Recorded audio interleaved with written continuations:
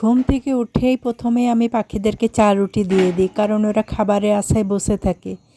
তারপর নিত্যদিনের মতো চাটাও বানিয়ে নিলাম।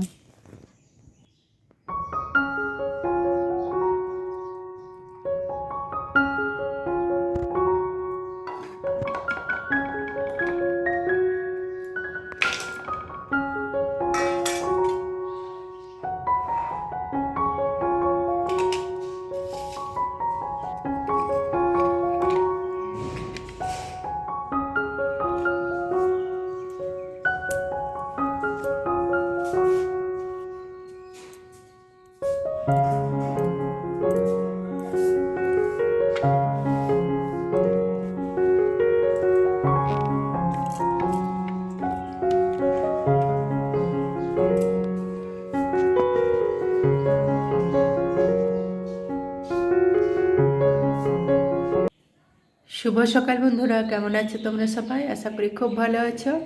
আজকে আবার একটা ব্লগ নিয়ে চলে এলাম। পিতা লাইফস্টাইলে তোমাদের সবাইকে স্বাগত জানাই। আর এই চা নিয়ে বসে পড়লাম, চাটা খেয়ে নিই তাহলে।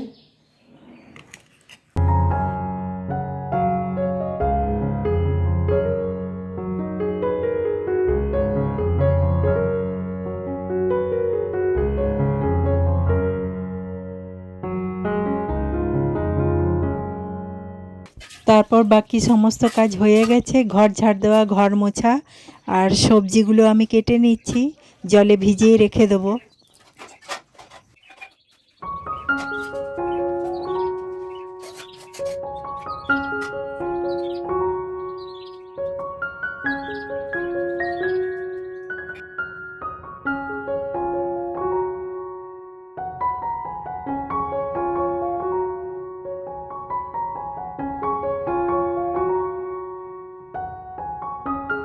সবজিগুলো সব কাটা হয়ে গেছে, এবার ওই জায়গাটা একটু পরিষ্কার করে নিই। তারপর স্নান করে পুজোটাও সেরে নিয়েছি, এবার চলে এলাম সোজা রান্নাঘরে। ভাতের জলটা বসিয়ে দিলাম, চালও ফেলে দিলাম, ঢাকা দিয়ে দিই, ফুটে যাবে। আজকে করছি নিম বেগুন। যে বেগুনটা ভেজে নিয়েছি আর নিমটাকে হালকা ভেজে নিচ্ছি।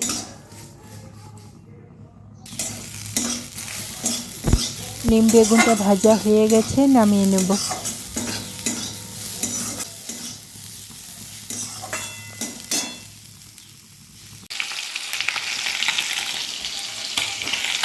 মাছ রান্না হবে, মাছগুলো ভেজে নিচ্ছি।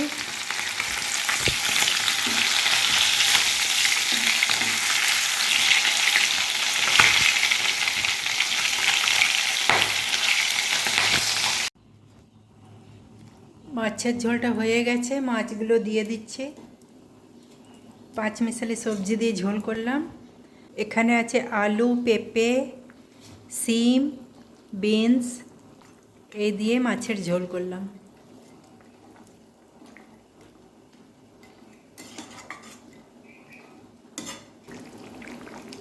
একটু ফুটে গেলেই নামিয়ে নেব। আর একটু আলু মাখা করে নিয়েছি, আর কালকের চাটনিটা ছিল সেটা বের করে গরম করে নিয়েছি।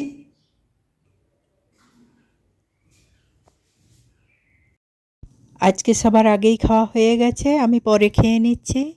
আর তোমাদের দাদা ভাই এখানে বসে আছে।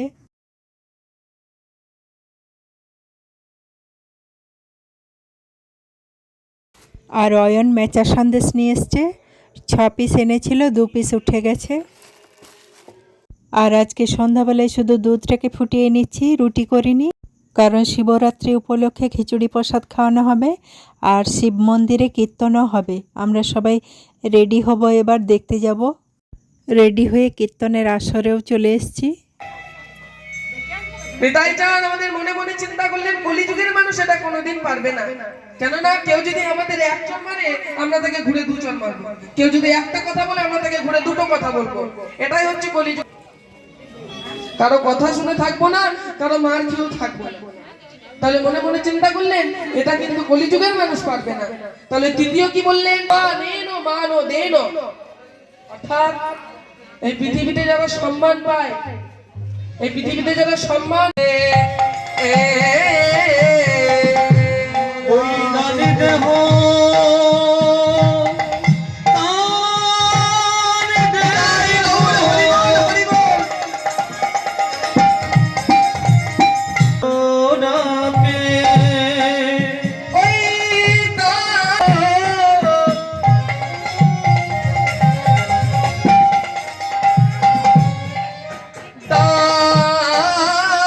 আবার আমাদের পথ থাকলে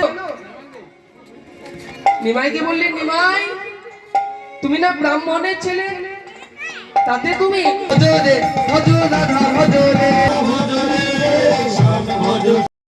শিব মন্দিরে ভোলেনাথকে ভোগ প্রসাদ দেওয়া হয়েছে। থালাটা দেখে অবাক হয়ে গেলাম। সবাই এসে দেখে দেখে যাচ্ছে, সবাই বলছে বাবা ভোলেনাথ প্রসাদ গ্রহণ করেছে। বিশ্বাসে মিলায়ে বস্তু তর্কে বহুদূর। যদি বাবা ভোলানাথ প্রসাদ গ্রহণ করে থাকে তবে জয় বাবা ভোলানাথের জয়।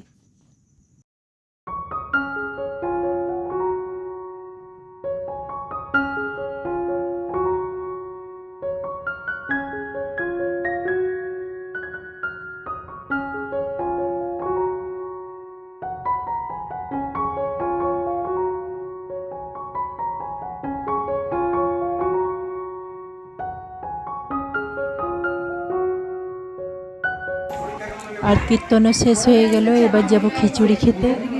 আমরা সবাই মিলে খিচুড়ি খেতেও বসে গেলাম।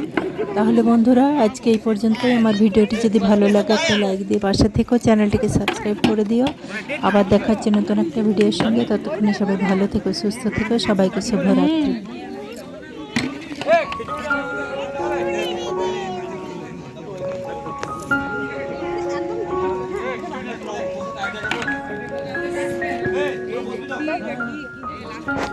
Hey,